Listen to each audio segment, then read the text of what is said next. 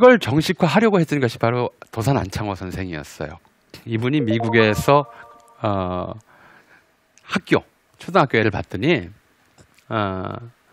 미국 각종 학교에서는 애국사상을 매일 수업 전에 국기에 예배하고 애국가를 부르는 것을 보았으니 그 계명 모범은 사람으로 하여금 감격해 한다. 그러므로 우리나라 학교들도 이제부터 시행하자. 이걸 백이창가례라고 그랬어요. 앞서 말씀드렸듯이 국기에 절하고 노래 부르는 기독교식의 찬송가 부르는 것이었죠. 좀 더 앞선 시기에는 관련 영어학교 학도들이 국기에 대한 경례를 했다고 하는데 경례가 아니고 이 사람들은 이제 군사훈련을 받을 때 군인들은 자기가 오래전부터 군기에 대해서 군기의 지휘권을 승인하는 훈련을 해왔기 때문에 군인의 경우에는 국기에 대해서 경례하는 예의가 있었어요. 그런데 민간인은 그런 걸 안 했죠. 근데 1907년에 안창호가 배운 백이창가례는 바로 이 미국식 경례법이었어요. 독립전쟁 당시에는 모자를 벗어서 흔드는 것이었었고요. 그리고 저 때 말고는 없었어요. 환영하는 뜻이었으니까. 미국에서 국민은의 국기에 대한 경례가 형성되는 과정은 다소 복잡한데 1차적으로는 남북전쟁 때였어요. 남북전쟁 당시에 남군이 졌을 때 예전에 남군 소속이었던 병사들이 앞으로는 통일된 미국, 통합된 미국에 충성하겠습니다라는 의지로 그런 의사의 표시로 모자를 벗어서 왼쪽 가슴에 대는 그런 의례를 했다고 그러고요. 안창호가 본 의례는 저거였어요. 당시 미국의 초등학교 학생들은 국기를 향해서 팔을 번쩍 드는 그런 경례를 했었는데 나중에 히틀러가 저런 동작으로 독일에서 인사를 하니까 미국은 야 우리 히틀러랑 똑같은 거 하면 안 되겠다. 그래서 이걸로 다시 바꿨어요. 그렇게 바뀐 거였거든요.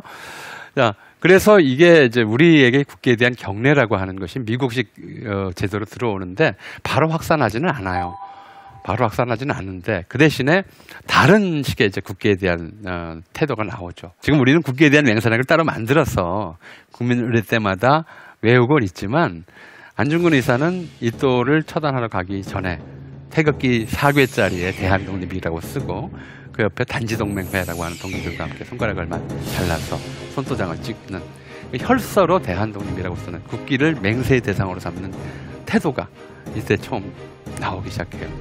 국기를 곧 국가와 한 몸으로 보는 태도가 이제 1890년대 말부터 조금씩 형성되어서 1900년대 말쯤 되면 이제 국기가 곧 국가다라는 생각을 하게끔 되었던 것이죠.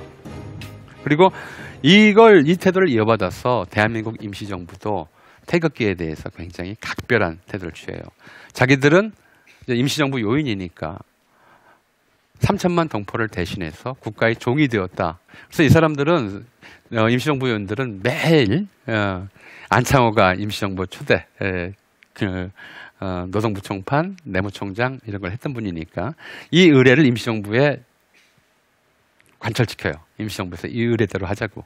그래서 매번 이제 그 임시정부가 모일 때는 안창호의 백이창가례, 국기 앞에 절하고 국기에 절하고 애국가를 부르는 것으로 조회를 시작하는 게 시작이 되었죠.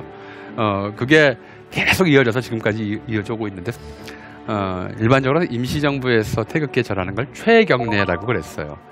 그건 뭐냐면 가장 극진한 경례. 그렇다고 무릎 꿇고 절한 건 아니고요. 허리를 90도 굽히는 경례를 했던 것으로 보여요. 그래서 애국가 봉창 이후에 국기에 최경례하는 것이 이제 관행으로 자리 잡았고요. 그리고 42년에 가서 임시정부에서는 국기 양식 일치안이라는 것을 만들어서 지금과는 조금 다른 형태죠. 사괴의 모양이 다르죠. 위치가. 이건 이제 해방 이후에 다시 만든 지금의 국기를 쓰고 있는데요. 여러 차례 국기 양식은 변했지만 저렇게 국기를 통일하려고 하는 또 국기에 대해서 경배하는 그런 의례를 만들어 지켜왔습니다. 근데 일장기 국내에서는 이제 태극기는 걸 수 없는 물건이었어요. 저런 일이 가끔 생겼어요. 1921년 7월 공주 진남내에서 남선흥합주식회사 주주총회가 열렸는데 지나던 젊은이들이 식장에 걸린 일장기를 보고는 조선인은 일장기를 사용할 것이 아니다라고 소리치며 깃대를 넘어뜨리고 일장기를 짓밟았다. 일종의 이제 독립운동으로 일장기 모욕이 일상적으로 나타났던 것이죠. 그래서 조선총독부는 처음에는 일장기 보급에 그렇게 열을 올리지 않았어요. 국경에 일장기를 걸라고 권유를 하지만 그 일장기를 한국 사람들이 워낙 혐오했기 때문에 많은 사람들이 혐오했기 때문에 일장기를 모독하는 일을 당할까봐 일장기 보급에 열을 올리지 않다가 1931년 만주사변 전쟁을 일으키고 한국인들, 조선인들을 전쟁에 동원하기 위해서 그 이후에 뭐 황국 신민화 정책, 내선일체 또는 창씨개명 등등 한국인을 일본인화하려는 정책이 이제 급속도로 추진되는데 그 방편으로 일장기를 이용했던 것이죠. 그래서 일장기에 대한 충성심을 강요하기 시작해요. 그래서 그때부터 국기개양 대운동, 그래서 축제일에는 반드시 국기를 겁시다. 그리고 마을마다 국기개양대를 만드는 운동을 시작하죠. 그래서 이 국기에 대해서는 이제 한편으로 일제강점기 내내 일장기를 신비화하려는 이제 권력에 의한 강압적이고 또 일방적인 움직임이 진행이 돼서 그래서 별별 일들이 다 생겨요. 일장기가 좀 그리기 쉽게 생겼잖아요. 흰천에 동그라미, 빨간색 동그라미만 그리면 되니까. 그러니까 이제 일부 일본인들에게 잘 보이고 싶었던 사람들 같은 경우에는 손가락을 잘라서 피로 일장기를 그려서 일본인들에게 보내는 혈염기라고 하는 운동이 벌어지기도 하고요. 충청도에서 어떤 노인이 인사불성 상태로 병에 걸려서 인사불성 상태로 있다가 새벽에 갑자기 사라졌대요. 그래서 다 죽어가는 노인이 새벽에 사라졌으니까 온 가족이 놀라서 찾아다녔는데 한 10리쯤 떨어져 있는 한 3, 4km 떨어져 있는 그 마을 국기개양대 앞에서 시체로 발견됐다는 거예요. 어떻게 거기까지 왜 갔는지 거기서 왜 죽었는지는 몰라요. 그런데 당시 이제 조선총독부는 이 노인이 국기 밑에서 죽고자 하는 일념으로 죽어가는 몸을 이끌고 국기개양대 아래 가서 죽었다.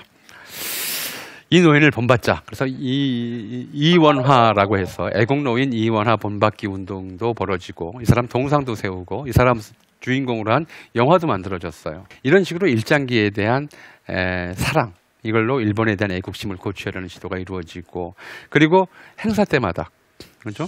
동방요배라고 해서 저렇게 절을 하는데 일본에도 국기에 대한 경례는 없었어요. 일본도 마찬가지로 일본 왕이 국기보다 높다고 봤기 때문에 국기 자체를 경배의 대상으로 삼지는 않았는데 동방요배라고 해서 일본 왕이 있는 동쪽을 향해서 저렇게 90도로 허리를 굽히고 아침마다 절을 하도록 시켰는데 국기를 그 중간에 놨어요. 그래서 국기를 걸쳐서 일본 왕이 있는 동쪽을 향해서 절을 하도록 그렇게 시켰기 때문에 일종의 국기에 대한 경례와 비슷한 행위가 된 거죠. 해방이 되자마자 군정청에서 아직 정식 정부가 수립되지도 않았는데 태극기를 국기로 인정하고 태극기 형식을 정리하고 46년 1월 15일부터 군정청에 태극기를 성조기와 함께 걸기 시작했습니다.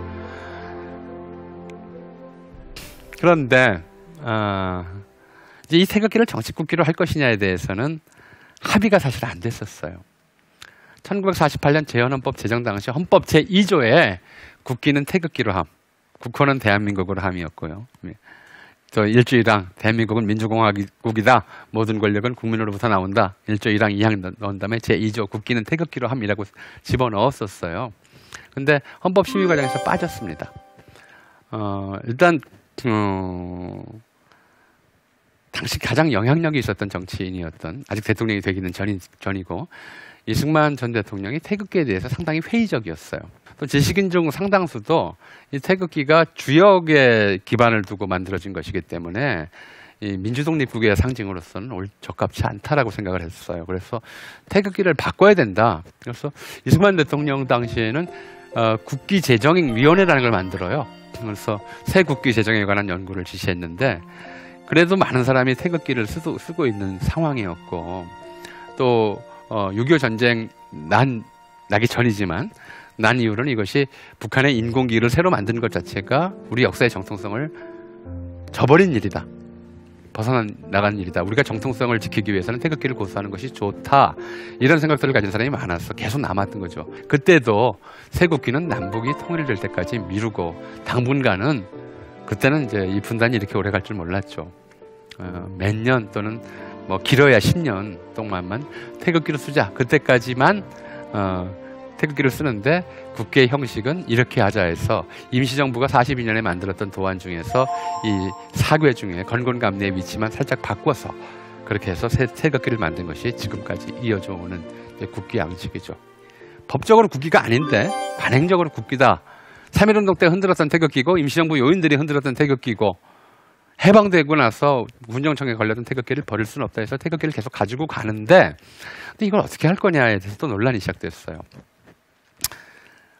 기독교계 일부 해석. 사실은 이 국기에 대한 경례나 국민의례의 양식 자체가 기독교 의례를 본따서 만들어진 것인데도 불구하고 이건 우상숭배다. 국기에 대해서 경례하라는 것은 우상숭배다. 세상에 주권자인 국민이 왜 태극기에게 절을 해야 되느냐. 이런 얘기를 당시 어떤 이제 기독교 공부에 실었죠. 그랬더니 국회의원 한 사람이 나와서 최운교 씨가 나와서 이랬어요. 일장기에도 경례를 하던 자가 태극기에 경례를 못하겠다고 버틴단 말이냐. 이런 비애국자와는 목숨을 걸고 싸우겠다. 그 무렵에는 이제 특히 기독교 학교들에서 국기에 대한 경례를 우상숭배라고 해서 배격하는 그런 일을 했거든요. 요 좀 지나서 파주 봉일천 국민학교, 당시 국민학교에서는 그 전에 교장이 목사님이었어요. 목사 교장한테 국기에 경례하는 건 우상숭배다라고 배워서 국기 경례를 안 했거든요. 근데 교장이 바뀌었어요. 바뀐 교장이 국기에 경례를 하려는데 왜 안 하냐? 일단 안 하겠다. 이건 우상숭배다. 그렇게 버티니까 무려 한꺼번에 42명을 퇴학시키는 사태가 벌어졌죠.